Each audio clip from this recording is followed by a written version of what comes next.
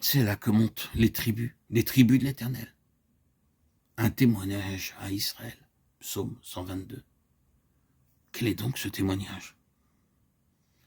C'est le témoignage de Tzion lui-même. Mais qu'est-ce que Tzion? Regardons l'histoire de Tzion et vous aurez l'explication de ce qu'est le témoignage. En premier lieu, le témoignage est pour et procède de la souveraineté absolue du Seigneur. Et dans notre propre temps, il signifie le Seigneur Jésus. C'est là où le témoignage commence. Le témoignage découle de la souveraineté absolue du Seigneur Jésus. Tzion est la ville du grand roi. Psaume 48:2. David vivait dans Tzion. Salomon vivait dans Tzion. Considérons très brièvement son histoire.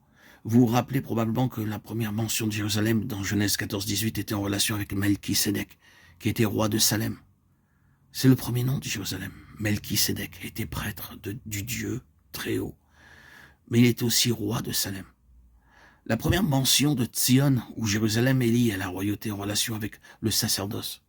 Ensuite, nous voyons que Tzion était la citadelle ou la forteresse de Jérusalem, qui était entre les mains des Jébusiens.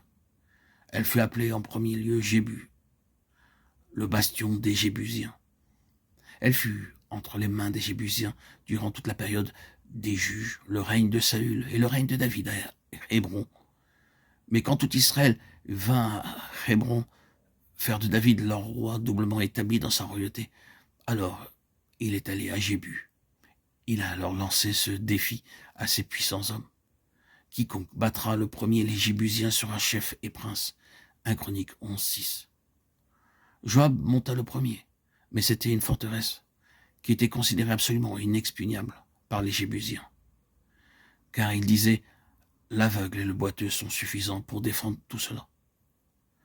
Or, ce n'est pas seulement une histoire. Il y a quelque chose dans tout cela qui renferme une immense signification et qui nous concerne vous et moi. L'établissement du Seigneur Jésus dans la souveraineté absolue n'est pas un jeu d'enfant. Considérons-le dans son propre cas. Quelle chose immense ce fut de parvenir à l'ascendance absolue sur toutes les forces du mal. Quelle prise les forces du mal avaient sur la citadelle de l'âme de l'homme sur ce monde. Une telle emprise faisait dire à l'ennemi que sa position était inexpugnable. Et nous savons ce qu'il y a dans tout cela.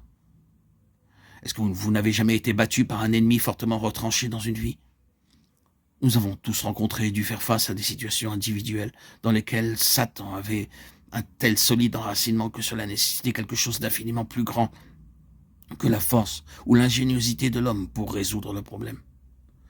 Le problème de la délivrance de cette âme, l'établissement de la seigneurie de Christ dans cette vie ou dans cet endroit-là, n'était pas une petite chose.